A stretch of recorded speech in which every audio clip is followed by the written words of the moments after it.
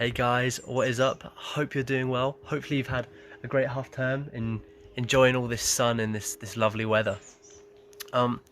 Welcome to the June Youth Evening Service.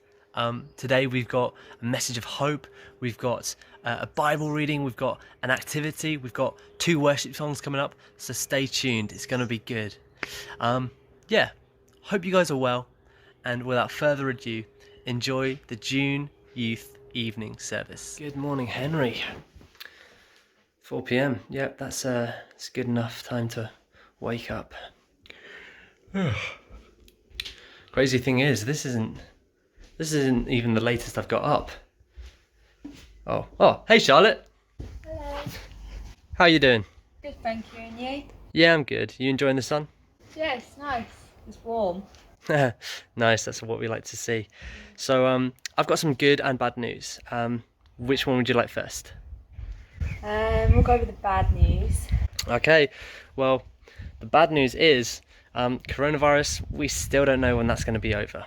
And I'm even hearing talks of there being a second wave if people aren't careful. But it's like a mountain that we've got to get over.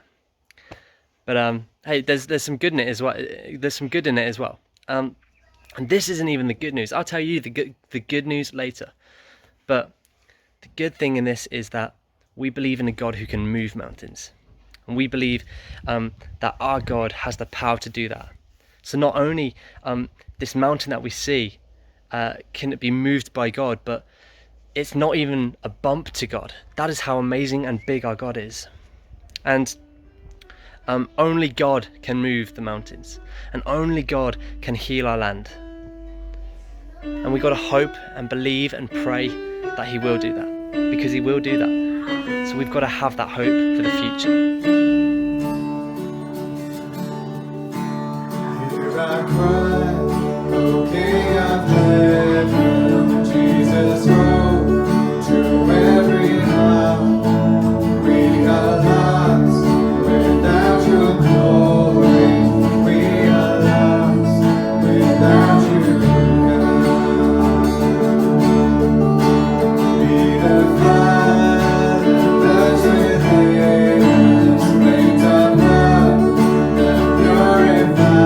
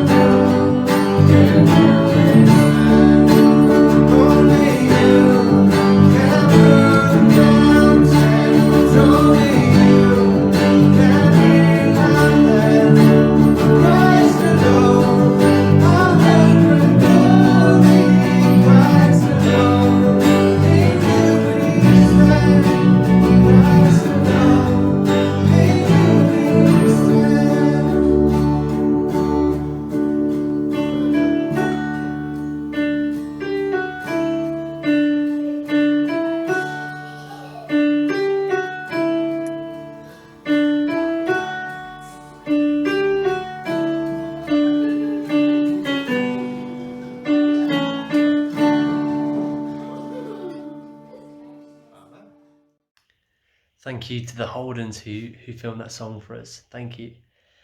As you may have guessed, this service so far has been about hope and hope for the future. Not only that it is brighter than what it is now, but it's brighter than what we have ever seen before. That tomorrow is a better day than today or the day before. And we can see this in the Bible as well. It's not just us who wants our day tomorrow to be better than today or yesterday. The disciples wanted it too. You see, when Jesus went to the grave, they waited a few days and Jesus rose and they're like, yes, Jesus is back.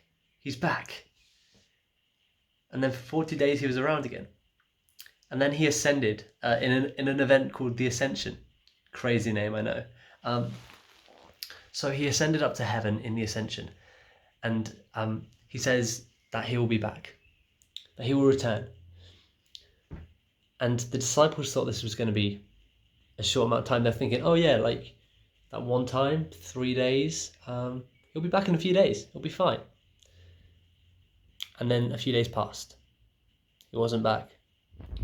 And they probably thought a few weeks passed and he wasn't back. They're thinking, okay, well, it's got to be a few months. He'll be back. A few months passed and a few years passed. And the disciples realized that maybe their timing isn't quite like God's timing or Jesus's timing. Maybe that what they're hoping for isn't going to happen right away. That it's going to happen at some point, but sometime in the future. Maybe that they've got to not only prepare for the return, but prepare people who will take over them in teaching Jesus' teachings, in behaving like him and doing what he did. They've got to teach people to do that because he won't even return in their lifetime, maybe. And as we know, Jesus didn't return then. And we're still waiting for him to return. He'll come back. And we've got that hope for a brighter day when one day he will return. And some Christians in the early church, they started writing letters to other churches in other cities. One of these being Romans, probably a book that you might have heard of. That was a letter to the Romans, surprisingly, crazy. But this guy who wrote it, he was sending a letter to that church, teaching them how can they prepare themselves, how can they be a better church and, better worship God, better do things like Jesus. And this was planning not for Jesus to return immediately, but planning far ahead in the future. Like, how are we preparing people? How can we make the best out of the situation that we're in right now? And how can we use that to benefit people in the future? Anyway, Nick is going to bring us a reading.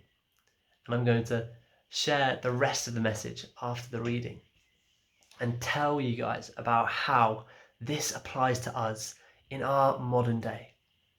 And what hope do we have for the future? All right, see you on the flip side. Bye. Today's reading is taken from Romans chapter 8, verses 18 to 25, and is entitled Present Suffering and Future Glory. I consider that our present sufferings are not worth comparing with the glory that will be revealed in us.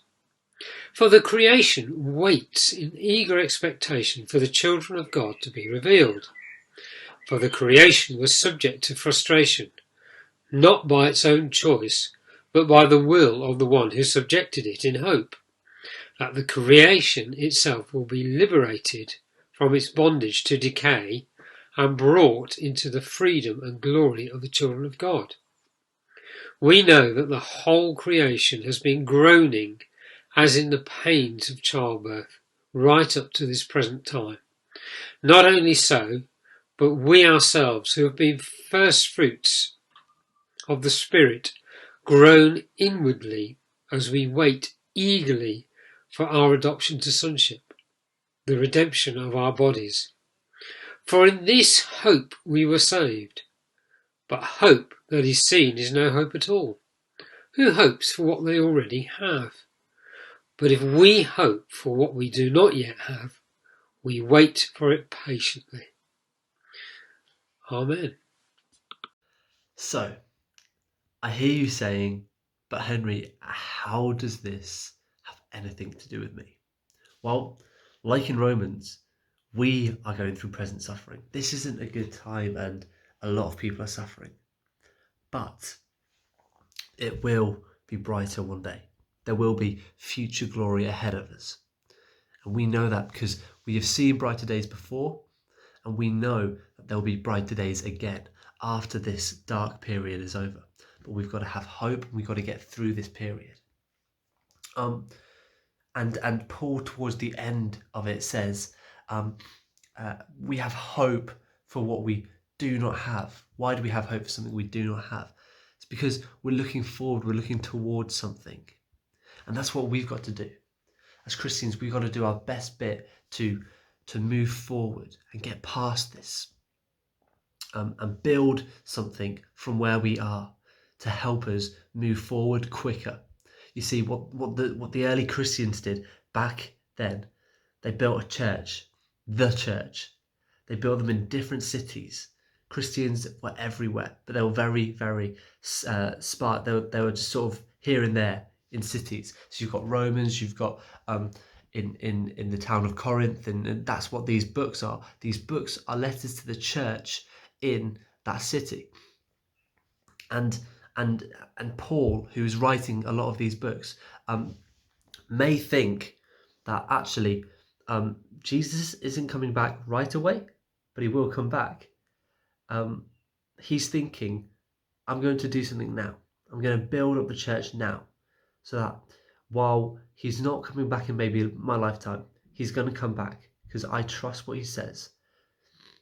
And if I trust what he says, then I need to prepare what the people of the future will say, will do, will act like. And I'm going to do that through building up a church and supporting them and helping them by sending these letters on how they should act and how they should behave. So my question to you guys is, Paul improved the life he was living for other people back then.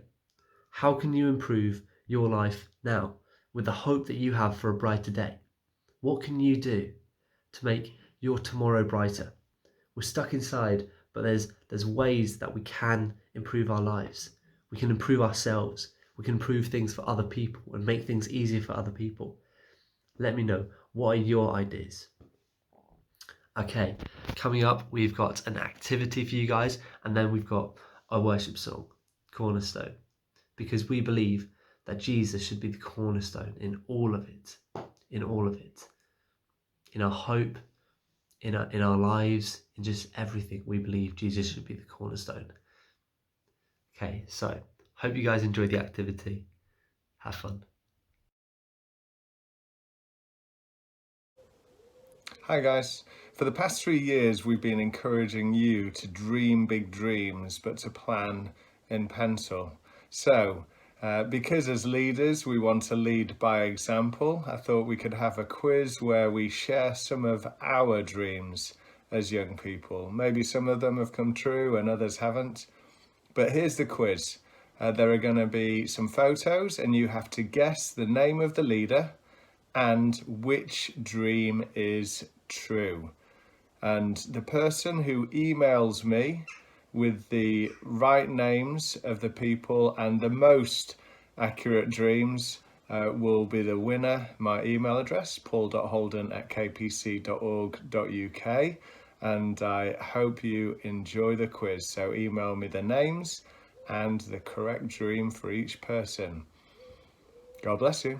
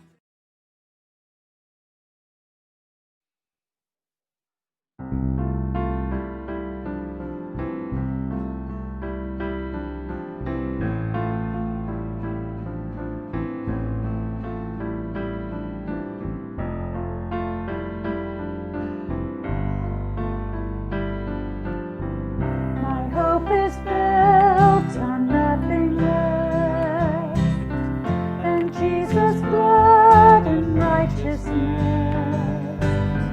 I dare not trust the sweetest frame, but wholly trust in Jesus' name.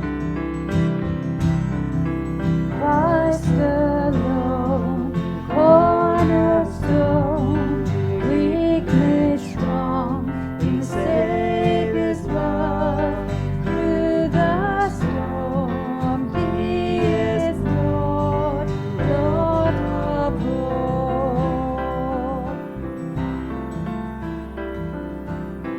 When darkness seems to hide its face, I rest on His unchanging grace.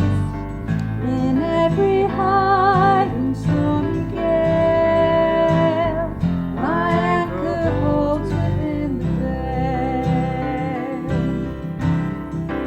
Christ alone, cornerstone, weak made strong in the Savior's love. Through the storm, He is Lord, Lord of all.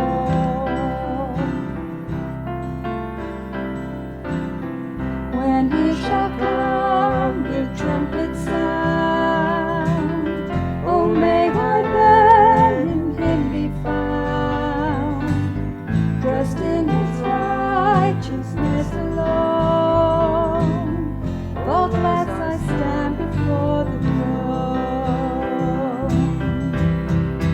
Christ alone, cornerstone, weak made strong in the Savior's love. Through the storm, He is Lord, Lord of all.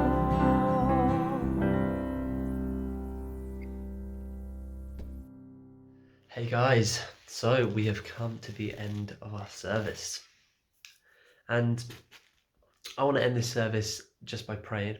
Praying for you guys and praying for our situation and praying for hope. So feel free to engage in this prayer how you want. Close your eyes or just bow your head, or even say it in your hearts as we go along. Feel free to engage how you want. But I'm going to pray. Father God, I just thank you for every single one of these viewers, Lord. Just every single person behind this camera, Lord. I just thank you.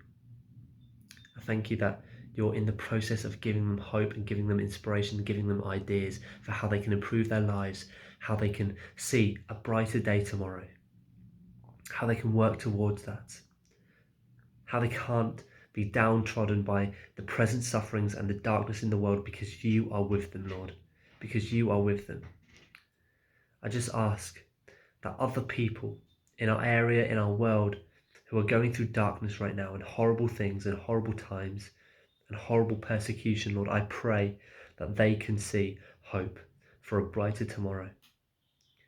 Pray specifically for Black people in America and across the world who are suffering from institutional racism, that they can see hope for a brighter day tomorrow, that their suffering doesn't continue, but they have hope for a brighter day. And Lord, I just ask that you'll move through this world and you'll start healing it, and we'll start overcoming this mountain ahead of us that is the rest of coronavirus. Because you can move mountains, Lord, and only you can heal our land. And finally, I just ask you, be a part of our lives. From the most obvious things to the things we barely notice you in, I just ask that you are a part of all of our lives, all the time. Just be the cornerstone, Lord. Amen. All right, guys, I hope you've enjoyed this week's Youth Evening Service. God bless you.